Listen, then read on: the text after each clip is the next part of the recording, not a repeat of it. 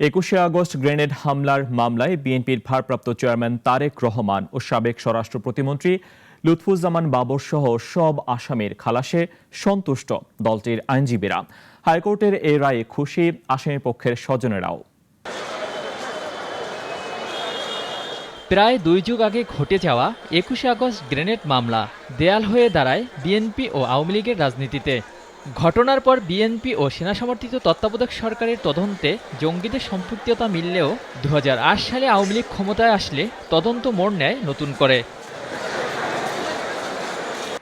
2018 সালে 52 আসামির 19 জনকে দেওয়া হয় মৃত্যুদণ্ড, বাকিদের হয় বিভিন্ন মেয়াদী সাজা। নিম্ন আদালতের এই রায়ের বিরুদ্ধে আপিলে যায় আসামিপক্ষ, তবে আপিল করেননি তারেক রহমান সহ 3 জন। আপিলের রায়ে খালাস দেয়া হয় মামলার সব আসামিকে।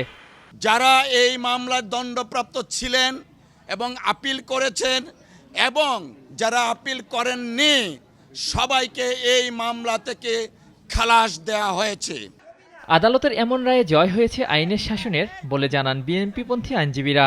এ সময় তারা আরও বলেন, জিয়া পরিবারকে রাজনীতি থেকে দূরে রাখতেই তারেক রহমানকে জড়ানো হয়েছে এ মামলায়। যে তারেক রহমানকে এই মামলা দিয়ে চিরজীবন তাকে বাইরে রাখবেন, এমনকি তাকে মৃত্যুদণ্ড দিতে চেয়েছিলেন, কিন্তু আদালত এরকম কোনো এভিডেন্স পায় নাই।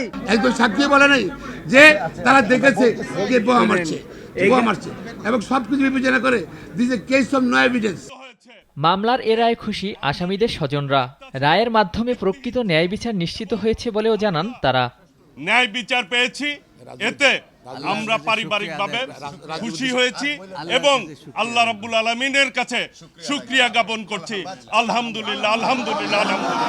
2004 সালের 21শে আগস্ট তৎকালীন বিরোধী দলীয় নেত্রী ও আওয়ামী লীগ সভাপতির জনসভায় গ্রেনেড হামলার ঘটনা ঘটে।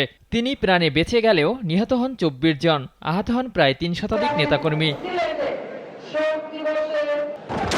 অলিউল রনি, নাগরিক, ঢাকা।